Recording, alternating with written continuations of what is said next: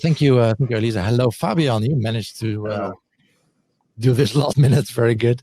Yeah, welcome everyone. We're going to do a small panel session ending at 10:50. So we have around just below half an hour to get you to get doing this. We're going to talk about getting ahead in e-commerce, and it's going to be interactive. Everyone's invited, everyone listening here, invited to ask some questions in the chat. Of course, these are some big companies and with legal departments and PR departments, so they might not be able to answer everything, but we'll definitely do our best to answer most of your questions. Yeah, short introduction of the panelists. You've heard Elisa talking about it, so we won't take too long. We have Bas from Dijk, Senior Customer Journey Specialist bol.com on my right, I think also on your right. Below me we have Lucas Vos from optimizing online platforms at RTL Nederland, and specifically Videoland, their streaming service. And in the corner across from me is Fabian Kersten, Director Digital Marketing, Sales and Service at Leaseplan.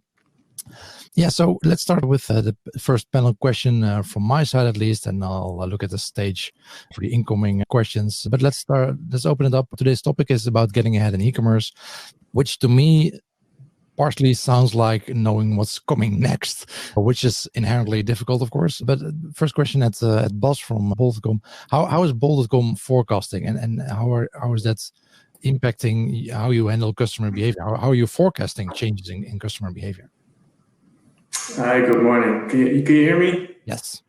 Perfect.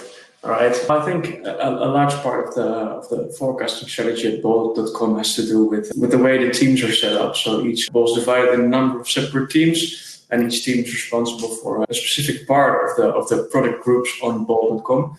We have more than 20 million products on our website, so we decided to categorize those product groups into teams, and these teams do most of their forecasting for a large part. So that gives us, I think, a great strategic advantage, because those small teams are really knowledgeable about the product groups they're dealing with and are able to forecast quite accurately because of it. What kind of data is going into that? Is it external data or only internal data, or a combination?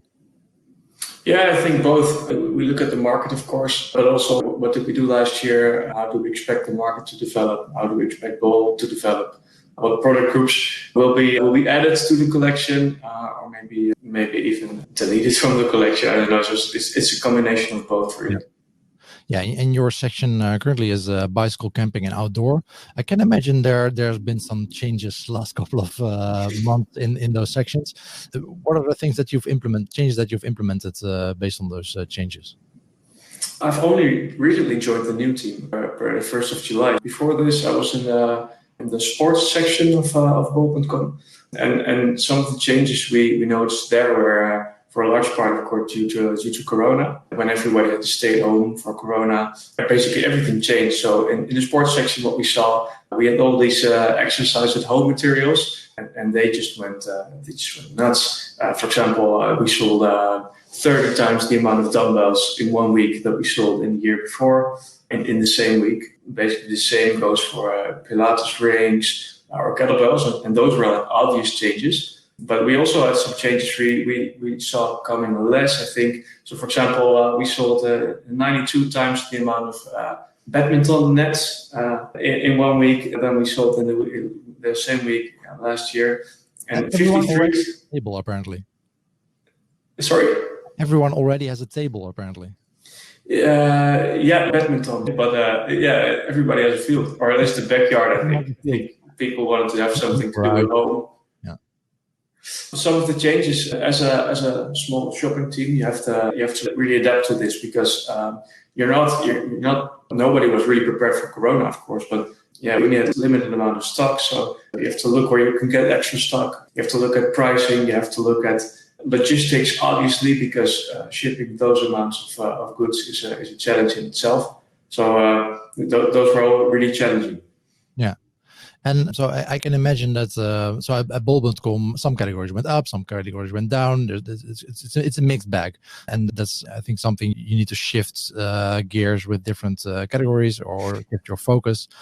I don't necessarily have data about the automotive industry or leasing cars specifically, but I can imagine that that's an industry that's been hit much harder in a negative way, unfortunately. And so, Fabian, have you and your team been able to make quick decisions? How have you done this, and how have you adapted to this new situation? And in general, do you have any tips on teams to be more agile? Okay, thank you very much for the question. I think it's a very loaded question, lots of different aspects to look at, indeed, and also, of course, to give a bit of background.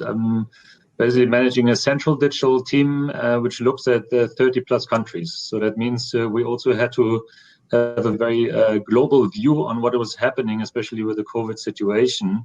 And one of the things that we were focusing on predominantly was to look at the search intent that we saw on either on Google or also on the social channels, to really follow a little bit the trends in terms of how people are actually looking for leasing solutions or mobility solutions in general. And as you can imagine, people being locked down, there was, of course, quite an interesting development that we also saw then with the search insights that we received. So we had to really realize that also if you look at the curve from the stock market over the last couple of months, we saw some similar behavior also when you looked at basically the search intents. So we kept a very close eye on that. And actually in the last couple of weeks, we actually saw that we surpassed actually search intent from previous years quite rapidly. So it was an incredible fast recovery, which led us to really push also the organization to really move from a, let's say, almost standstill situation, seeing that we didn't know exactly what to expect, to trying to accelerate growth again. And that's, of course, quite a shift within a couple of months' time. And that also meant, of course, that we, from a team perspective, had to look at things that we need to ramp up really fast again, while we had actually more or less divested in the last couple of weeks beforehand. So what it meant, of course, get back to acceleration mode. And that was quite heavy, because also as the unemployment numbers are rising, and a lot of areas, there's still a lot of uncertainty. But at the same time, you see also, or we saw also, that the competition wasn't sleeping. So some competitors of ours, they just kept on going if there was no COVID. So we also had to realize that there is a combination of things that need to be done. So first of all, of course, performance is one of my key focus areas. So that means really looking at lead generation, for example, really looking online, how do you convert as quickly as possible? But at the same time, we also need to realize that awareness is a huge aspect as well, right? So there's a lot of course, anxiety of people traveling these days. That also meant that probably more people are now interested in their personal mobility solution. So we saw already quite a rise in mobility searches in the beginning of the year before COVID.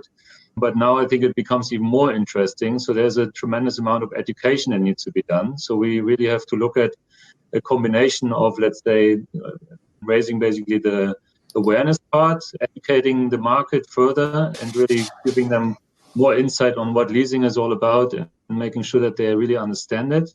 And then secondly, of course, making sure that we can put the right offers in place. And that also meant that we are looking more and more into capabilities to optimize our media spend as well. So meaning that we need to look at how can we target better, how can we build more insights, also how do we use potentially social more as an e-commerce channel as well, instead of just our own platform, really trying to engage customers and let's say prospects where we can find them. And especially in the small, medium enterprise and private lease sector, there's of course tremendous opportunities there, whereas we originally are coming more from a corporate sector. But especially in the SME and the private lease sector, we expect significant growth in the coming months. So team-wise, I haven't really changed a lot, to be honest. It's more about acceleration actually in my domain, where we say, okay, we need to go faster in building better insights, and we need to make sure that we can use data more efficiently going forward. And of course, we've seen quite a lot of differences in countries, right? So the southern countries versus the Nordic countries, also total different behaviors. And that's also something we need to embrace while following basically a global template. I hope that answers a bit the question, but please ask then if I need to clarify some things. Do you feel like the business will be back to pre-COVID numbers before the end of the year? Most likely not.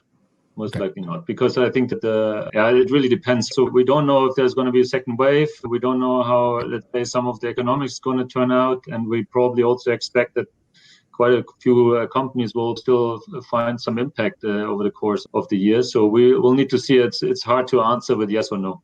Do you feel better prepared for if we would get a big second wave?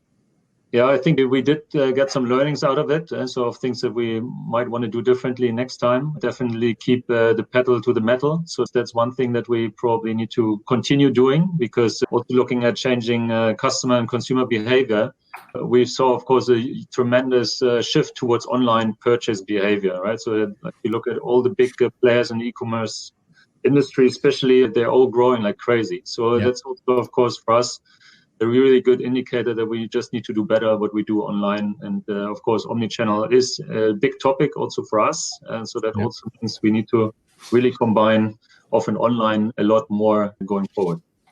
Good. So we had the mixed bag at bol.com, depending on the category. We had LeasePlan going down, and now we have Videoland. I think streaming services in general had a big boom when everyone was suddenly at home doing nothing, at least having much more time at their hands. But for video streaming, you don't suddenly can create more series or more movies or more content like that, I think. So Lucas, please tell, with those restrictions, how has Videoland been able to benefit from this situation? All right, everyone can hear me? Yes. Okay, great. I think we can split it up in two sections. The first section is directly hitting us, like for Netherlands was half March, when the government decided to just basically have a smart lockdown, like we called it. And then numbers surged. We had everyone sitting at home, so they want to do something, and then they look at streaming services.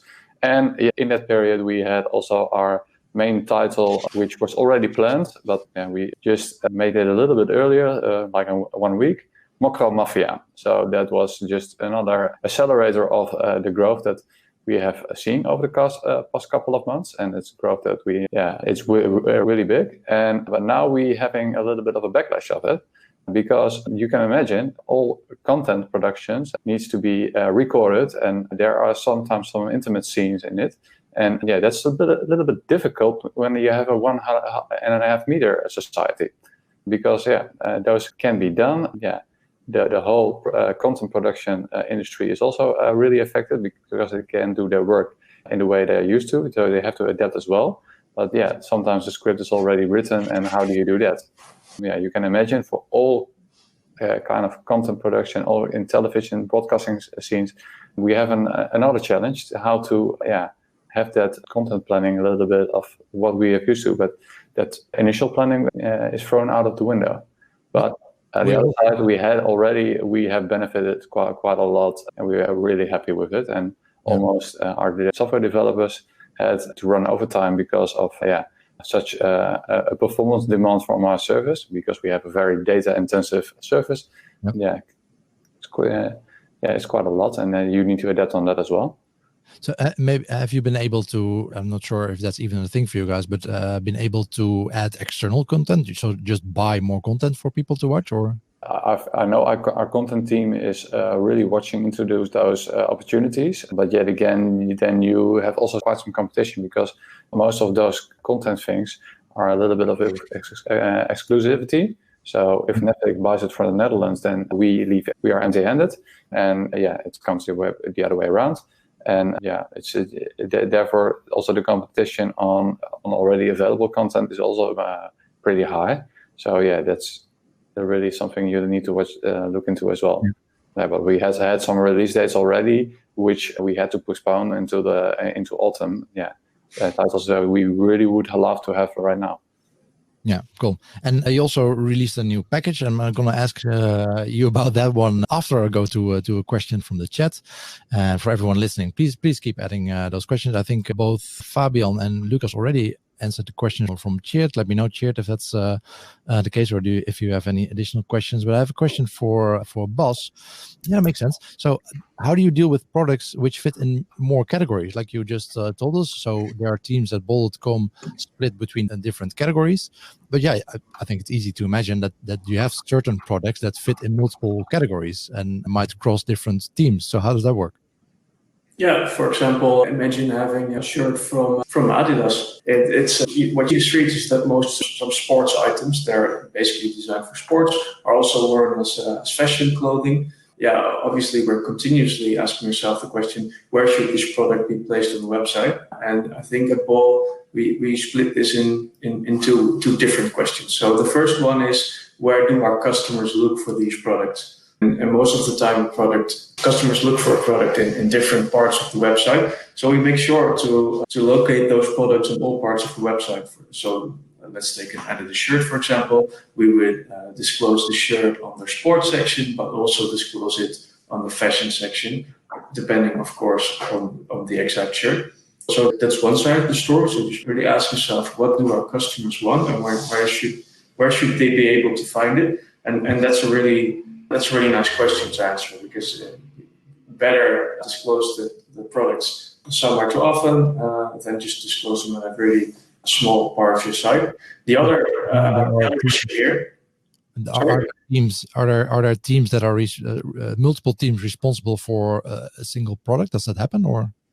Yeah, that's the other part of the question. So of course we have to look at which team is eventually responsible for this product, and to do this we just basically set up some rules and make deals with teams. So for example, we would say that all shirts that are coats that are, for example, outdoor coats are not part of the fashion team, but are the responsible team would be the outdoor team. So a customer can find it on both locations, but we just agreed on the fact that in this specific case, the outdoor code is in responsibility of the outdoor team. So we evaluate this every year, actually. Yeah. So if after a while the fashion team says, hey, that code is actually more of a fashion code, then maybe after a year it will go to fashion. But for the customer, there won't be much change.